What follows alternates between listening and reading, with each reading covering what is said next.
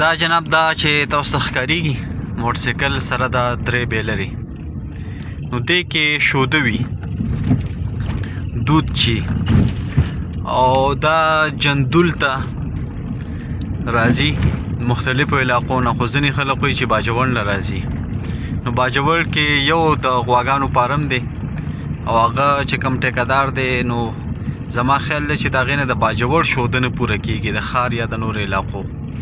نو دونه ډېر به نه وي چې پکې جندول ته هم راشي نو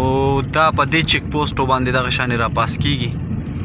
او د نن د ورځې پورې دا نه دي کتلی شوي چې دا شوده چې په دې ګیلونو کې راځي نو دې کې کیمیکل څونه دي په دې کې اوبه څونه دي دا د پوډرو نه جوړی او یا دا مکمل اوریجنل دي خو البته دا چې کوم د هوټلو والا دي نو دې کې ځینې هوټلو والا خو لوکل شوده اخلي خلکو سره ټیکه کړي وي خو ځینو د هوټلو والا همدا شوده اخلي دا چې تاسو ته ښکارېږي په نظر باندې او دغه رنګې مونږ پکې چای راته پخوي او څکو نو ډېر خلک وي چې هغه د معدې د مرضونو سره مخ وي یا د کولمو د مختلفو نورو مرضونو سره مخ وي یا ورته د اینې مرضونه جوړ شوي نو په هغې کې ډاکټران صاحبان وایي چې زیات لاس زموږ د خوراکونو وي او دا چې مونږ کومه چای څکو نو که په دې کې دغه رنګې په شودو کې کیمیکل وي یا دا رنګ نور مختلف شیان وي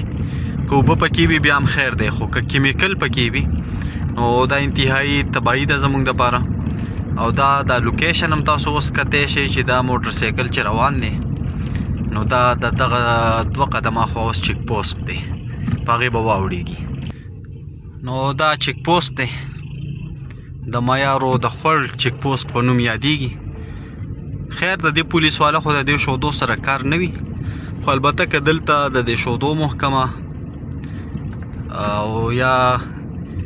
ضلعي یا تحصیل انتظامیه او سړی ودروي او دا شودې چیک کړي نو دا به بده خبرې نه وي دا به بهتره وي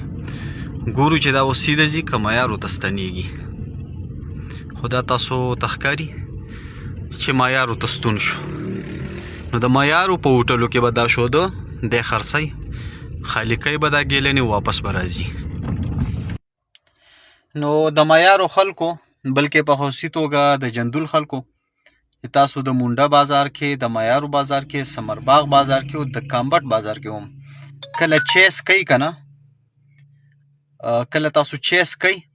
نو د هوټل والا نه دا تپوس کوي چې بهی دا دود چې کوم ته مونږ ته چیک یا چې دا ته چېرته اخلي که لوکل یې د کلي علاقې خلک ورته راوړي ته اخلي خو ډېره ښه ده خو که نه دی دا دود چې کوم وي دا همدغه رنګې د دې موټرسایکلو والا نه اخلي نو دا په دې بیا دا یقین مه کوئ ځکه چې دا چیک شوي نه دي البته دې کې انتظامیه چې کومه ده کله راشي هغه شوده ګوري نو دوی د دود چې کوم د شودو دوکانونه دي دود فروش دي دوی په هغې باندې چاپې ولګوي او د هغوی شوده وګوري نو زیات ریپورټس دا راغلي وو چې په جندول کې 35 کسان دي چې هغه شوده خرڅوي په ټولو بازارونو کې په دې کې چې کوم دا 35 نو دې کې 17-18 کسانو چې دغې په شودو کې ملاوټ خو اوبه وې پکې کیمیکل پکې رپورټ نه و راغلی نو اوبه خو بیا هم خیر دی خو که کیمیکل دا رنګې په دې ټپکو کې راځي او تاسو یې څښئ نو نقصاني دي مونږ دغه محکمې نه دا درخواست هم کوو چې تاسو کله چاپه لګوئ نو یوازې د شودو والا شوده مه ګورئ بلکې هوټلو کې چې کوم چای پخېږي د هغې شوده هم ګورئ چې هغې کې ملاوټ شته او که نه شته او زما خیال دی چې کله وګوري نو هغې کې خو الرېډي اوبه خو ټوله پتیله د اوبو نه ډکوي خو زما پوره خیال دی چې که د دې موټرسایکلو والا دا شوده چیک شي نو دې کې به څه نه څه راوځي او دا کار د انتظامیې دی او زمونږ څه کار دی زمونږ او ستاسو په شریکه دا کار دی چې دې لپاره اواز اوچت کړو چې انتظامیه په دې باندې اکشن واخلي